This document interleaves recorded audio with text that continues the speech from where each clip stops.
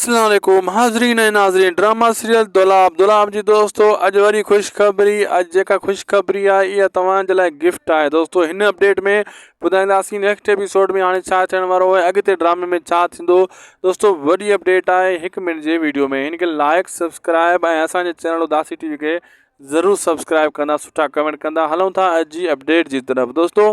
तव्हांजो घणो टाइम न वठंदासीं, 1 मिनट जी वीडियो में सॼी अपडेट ॾेई छॾींदासीं दोस्तों। पहिरीं ॻाल्हि त मां ॿुधाईंदो हलां, ड्रामा सीरियल दुलाब जे अचण वारे किस्तनि में ॾिसजो तव्हां आहिस्ता आहिस्ता मंसूर खान जेको आहे पंहिंजो जेका बि हुनजे मथां माण्हू शक कंदा हुया उहे सॼा बहाल करे वेंदो ऐं पंहिंजे मथां जेका बि हुनजे मथां दाग हुया यानी क्लियर करे इहो साबित करण में कामयाबु थी वेंदो त मां हिकु सचो इंसानु आहियां।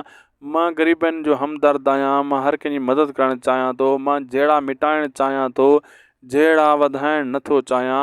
इहे मथां हुनजे मथां जेको लेबल आहे त बाबा हीअ लिकी वार कंदो आहे। मंसूर खान बि जे मथां लेबल जेको आहे राज़न वारा बि ईअं सम्झंदा आहिनि, मुराद बि ईअं सम्झंदो आहे। शाहनवाज़ खान इहे क़दम खणाया हिते मंसूर खान खे जेको बदनाम करायो हुयो, इहो लेबल हुनजो ख़तमु थी वेंदो। मंसूर खान वटि सभई धुरियूं राज़ी थी वेंदियूं त वाक़ई ही सचो ऐं साफ़ु सुथिरो माण्हू आहे। अचण वारे एपिसोडनि में इहे सीन तव्हांखे ॾिसण वटां मिलंदा। लाइक सब्सक्राइब शेयर ज़रूरु कंदा। अल्लाह हाफ़िज़।